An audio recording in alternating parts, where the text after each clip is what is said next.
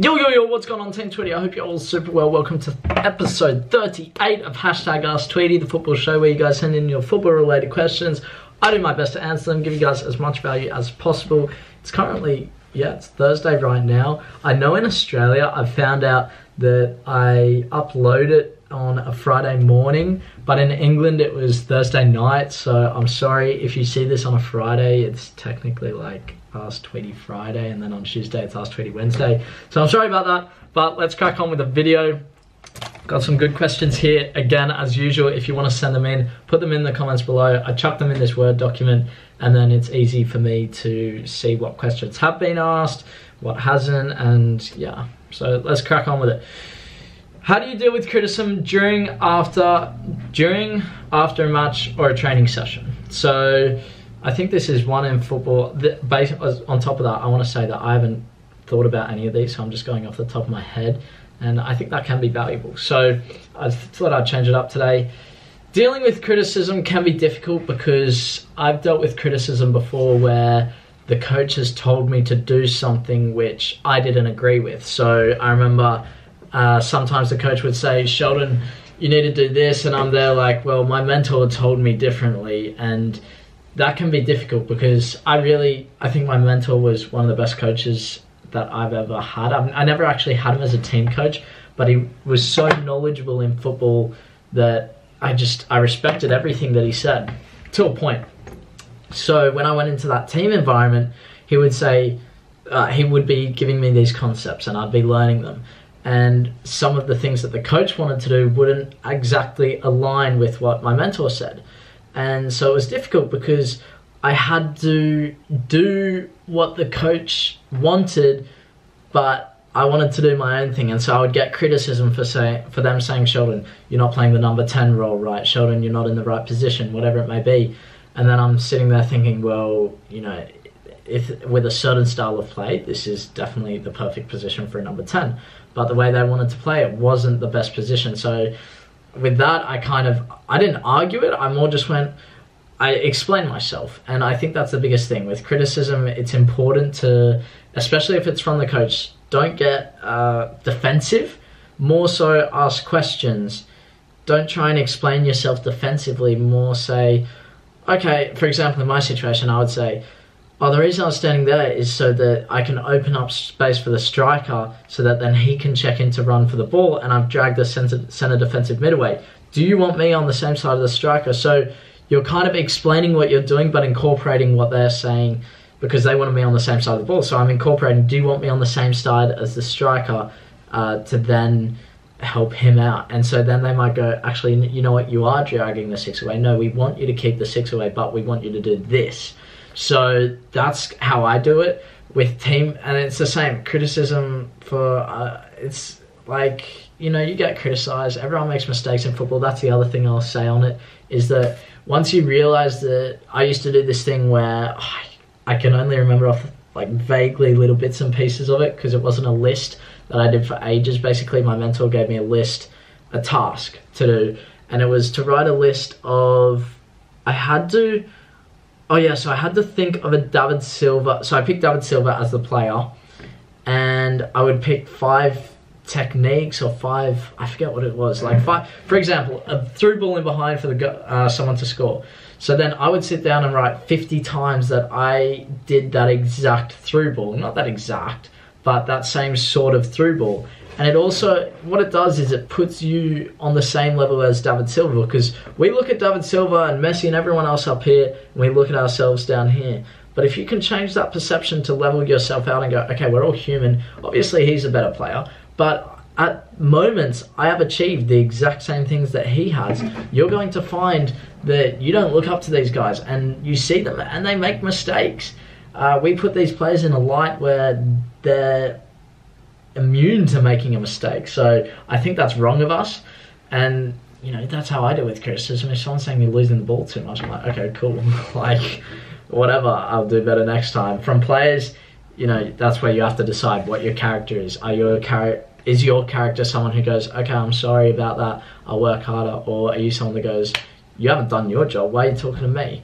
Like, I remember Rio Ferdinand saying in an interview, what did he say? Something, look up Rio Ferdinand, Oxford University interview, and it was really interesting. He said that he would only ever attack someone at training for not doing well if he knew that all of his stuff was on point. So he knew that he had to work hard at training, so that then when Ronaldo, for example, messed up, he can go at Ronaldo, and then Ronaldo's not going to say anything back to him. So that's the other thing, you know, put in the work.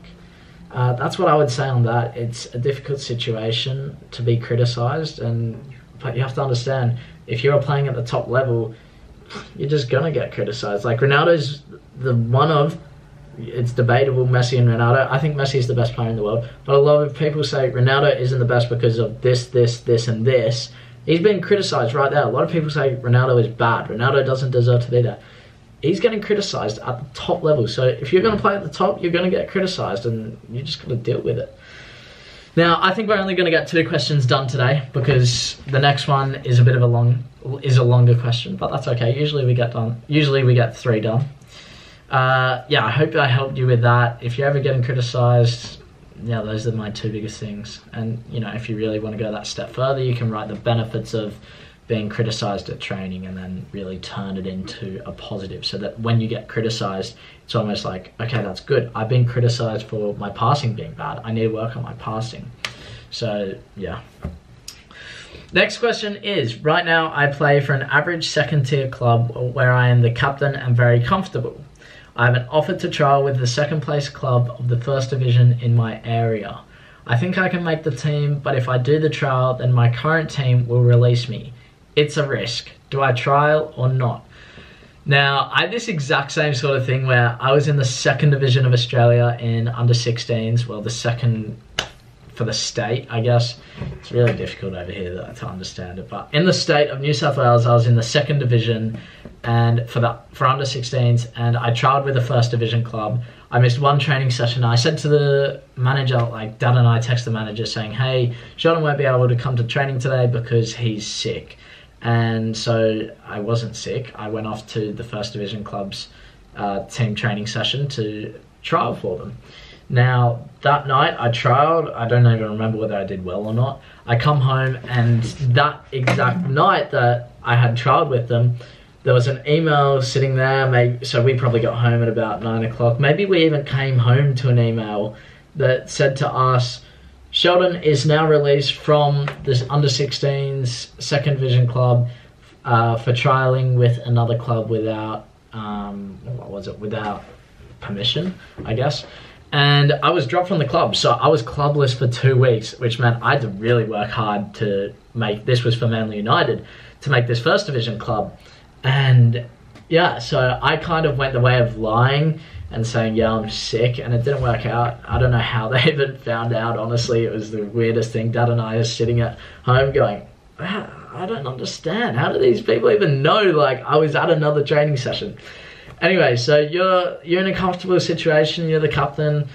Are you going up with the 2nd place club of the 1st division? So yeah, you're going to go up. You think you can make the team, but you'll get released from the 2nd division. So this is one I want to hit to you guys as well. Let me know in the comments what you guys would do to help this player out.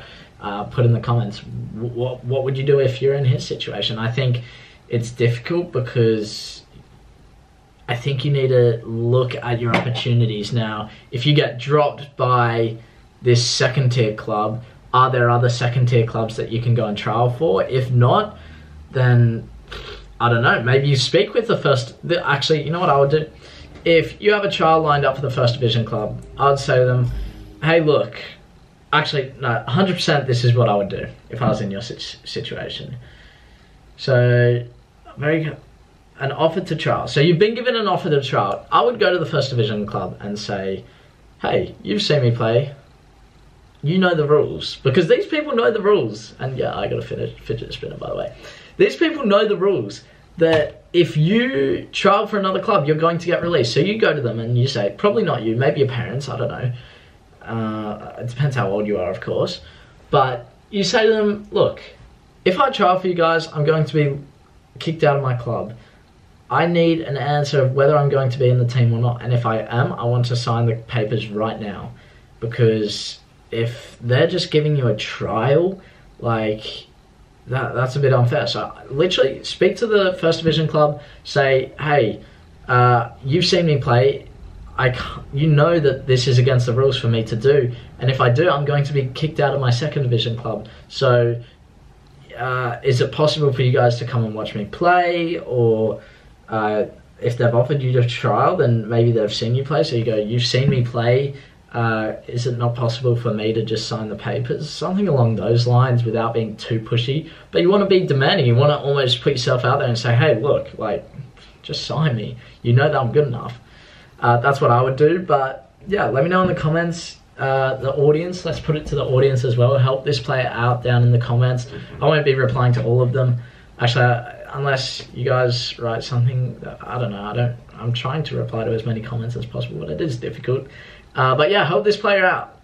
What would you do? But that's going to conclude today's episode of Hashtag Ask Tweedie. We only got 2 questions done today, but I think really solid advice there for both these players and for you guys as well, who maybe are in a similar situation or are feeling the same sort of feelings. So anyway, Team Tweedie, I'm signing out. Make sure you leave a like and subscribe if you're around here. Join the Hashtag Ask Tweedie family, and I'll see you in tomorrow's video. Bye.